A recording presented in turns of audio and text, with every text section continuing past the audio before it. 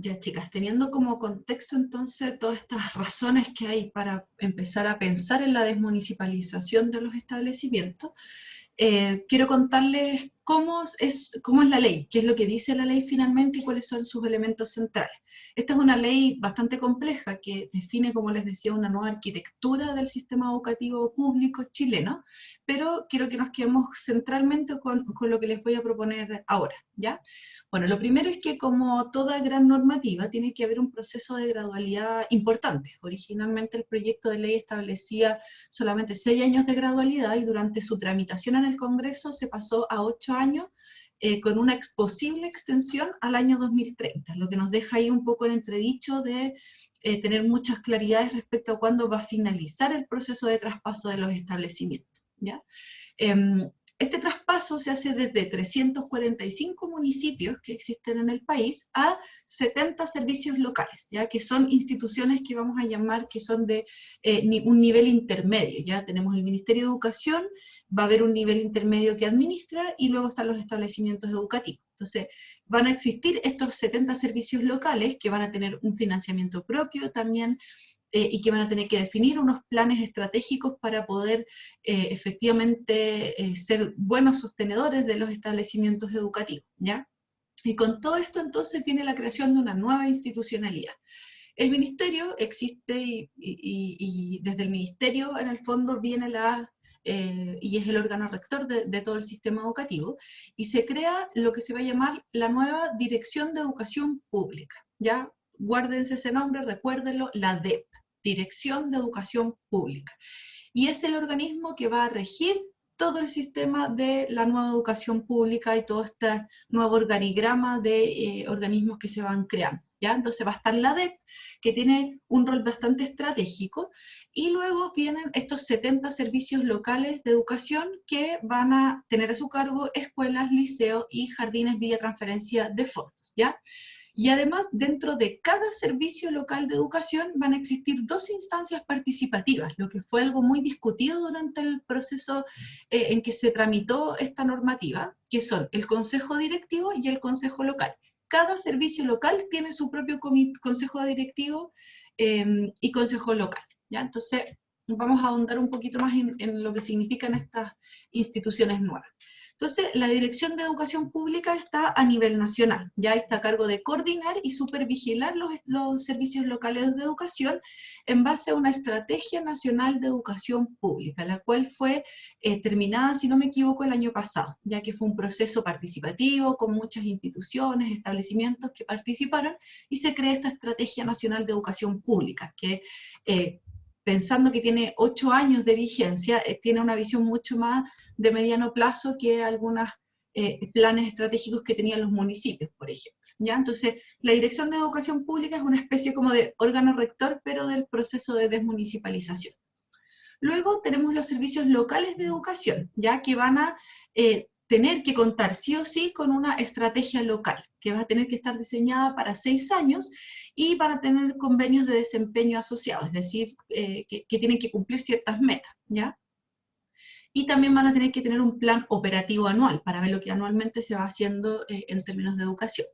Y algunas de las funciones asociadas a los servicios locales de educación son la provisión claramente del servicio educativo mismo, administrar recursos humanos y materiales, el desarrollo de una oferta educativa con cobertura adecuada. Pensemos que estos servicios locales van a estar puestos en todo Chile y es muy diversa la realidad de todo el país, entonces cada servicio local va a tener sus particularidades. Va a tener que tener un apoyo técnico pedagógico y de gestión, y aquí se concentra el apoyo técnico pedagógico en los servicios locales. Van a tener que tener algunas iniciativas de desarrollo profesional docente, van a tener que monitorear permanentemente cómo están funcionando los establecimientos, fomentar el trabajo colaborativo y en red. También van a tener que ver en casos de apertura de nuevos establecimientos, fusión de establecimientos o cierre, y van a poder desarrollar algunos convenios con organismos, ya sean públicos o privados. A su vez, van a existir, como les decía, 2 instancias participativas. Creo que en la diapositiva anterior le puse consejo al comité directivo, ¿ya?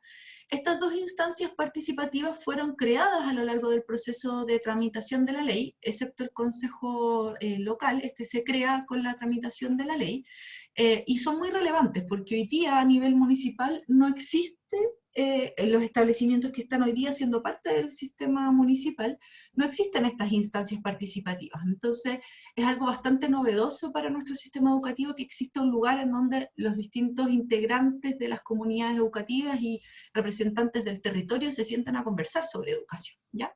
Entonces, el consejo local lo van a integrar principalmente comunidades educativas, centros de padres, centros de estudiantes, docentes, asistentes, directivos, universidades, CFT e IP. Todo esto dentro de este servicio local que corresponde. Y va a tener una función principalmente de asesoría, es decir, va a orientar en temas educativos, va a tener un carácter consultivo, no resolutivo, consultivo, y para representar frente al director ejecutivo los intereses y necesidades de las comunidades educativas, ¿ya? Y por otro lado tenemos el comité directivo, que aquí lo integran personas nombradas por los alcaldes, el gobierno regional, madres, padres y apoderados, o sea, los centros de padres también. Y este comité directivo va a tener una función mucho más estratégica, ya orientada al desarrollo del servicio local y rendición de cuentas y vinculación con la institución. Va a tener en este sentido dos funciones claves. La primera es elaborar este plan estratégico de 6 años que habíamos conversado que tiene que tener el servicio local, y además va a tener la función de definir una terna, es decir, 10 nombres, para la elección del director ejecutivo del servicio local. Cada servicio local va a tener un director ejecutivo, una autoridad máxima, ¿ya? Y esa autoridad va a ser elegida a partir de la terna que defina el comité directivo, por lo que tiene una función súper relevante, o sea, va a definir entre qué candidatos o candidatas se puede optar para este director o directora ejecutiva, ¿ya? Por lo cual es súper relevante también estas nuevas modalidades de participación. Y aquí, de acuerdo al texto que teníamos para la clase, quiero rescatar primero tres nociones, ¿ya?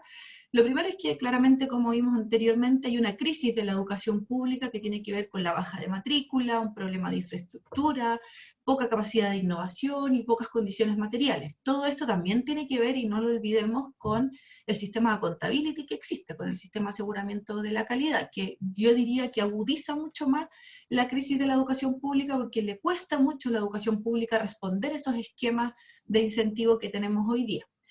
Y hay algunos aspectos críticos de la municipalización de la educación que tienen que ver con que hay una atomización muy grande, o sea, estamos hablando de un sostenedor por cada comuna de todas las comunas del país, una baja responsabilización desde los actores del municipio por la realidad de los establecimientos y, como les decía en un comienzo, una falta de planificación y proyección de largo plazo. Y en términos de condiciones normativas, este trato igualitario entre el sector público, que es municipal y particular subvencionado, ha ido en desmedro de la educación municipal, ¿ya? Porque cuenta con menos recursos. Entonces, este trato igualitario ha afectado fuertemente a la educación pública. Hay una condición de descentralización efectivamente de la educación en los municipios, pero con poco apoyo por parte de estos municipios. Aún así, bueno, tenemos tenemos varias comunas en que han mostrado buenos resultados, porque los alcaldes han visto cómo la educación tiene un norte importante y tiene que ser un eje de su administración, pero hay otros que no, y hay otros municipios muy pequeñitos que tienen pocas posibilidades, ¿ya? Y entonces también se produce una atomización de la experiencia escolar, es demasiado diversa y en el sentido de que es muy segregada la realidad de cada territorio. Y aquí los autores plantean al menos 4 condiciones para que la nueva educación pública efectivamente sea un proceso exitoso y no sea un problema este traspaso que se va a hacer gradualmente de los establecimientos. Como ya hemos visto y como lo vimos al comienzo de nuestro curso, muchas de las reformas fallan en el momento de la implementación de las políticas públicas, ¿ya? Entonces, en este caso no es distinto. Pueden haber fallas desde el punto de vista de la ejecución, ¿ya? Y aquí tiene que haber capacidad por parte de los actores del sistema educativo de poder efectivamente ajustar los procesos de implementación y tener como foco la mejora continua, siempre ir mejorando la entrega del servicio educativo. Luego hay riesgo e incertidumbre en el mundo educativo porque por los procesos de apropiación de la política pública y considerarla en los ajustes necesarios.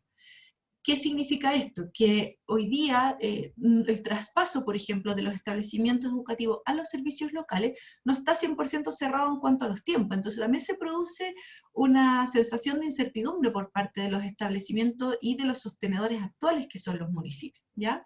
Entonces hay una necesidad de que los distintos actores se vayan apropiando de esta política pública y efectivamente se hagan los ajustes necesarios. Es necesario también encuadrar los límites de esta política. Esta política no lo puede resolver todo. No cambia el sistema de financiamiento y los problemas que tenemos, por ejemplo, asociados al voucher. No cambia profundamente temas del sistema accountability, del sistema de aseguramiento de la calidad, y tiene que convivir además en interacción con otras políticas públicas y que por ende no está aislado. Y eso es el caso, por ejemplo, de la ley de carrera docente que vimos en la clase anterior. Entonces, hay un ecosistema de políticas públicas que tienen que funcionar articuladas y armónicamente, pero al mismo tiempo tenemos que definir claramente cuáles son los márgenes de acción de la nueva educación pública, que no se espere más de lo que efectivamente la ley le permite hacer a la educación pública. No va a cambiar el sistema de financiamiento porque hoy día no está eso en el articulado de la ley. Y hay una necesidad de coherencia sistémica para que no se diluyan los impactos, ¿ya? Hoy día probablemente ya está sucediendo, hay una duplicidad de funciones. ¿Por qué? Porque los servicios locales están absorbiendo también el apoyo técnico pedagógico, pero las provinciales de educación ya hacían eso. Entonces hoy día hay dos actores que están llegando a la escuela para apoyar técnico-pedagógicamente. El ministerio a través de las provinciales, pero también los servicios locales a través de sus áreas técnico-pedagógicas. Entonces hay un tema ahí de no ahogar a los establecimientos educativos y hacer coherente todo este ecosistema de nuevas políticas educativas. Y aquí, por último, y ya con esto termino esta cápsula, es mostrarle un proceso como más o menos cómo queda la transición que propone la ley, ¿ya? El 2018 se establecieron 4 servicios locales, que son los que están acá. A mí me ha tocado trabajar ya con al menos 2 de estos servicios locales. Ha sido complejo el proceso de traspaso, muy complejo, no ha sido nada de fácil.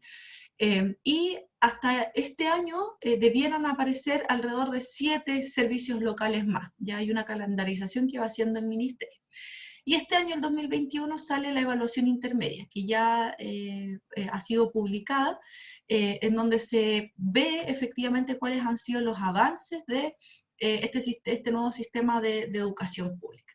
Y entre el año 2022 y 2025 debieran quedar los otros 59 servicios locales por constituirse, pero todavía se está sujeto a una potencial postergación hasta el año 2030, dependiendo un poco del análisis que se haga de esta evaluación intermedia. Así que todavía está por verse efectivamente cuándo se termina 100% el traspaso de los establecimientos educativos.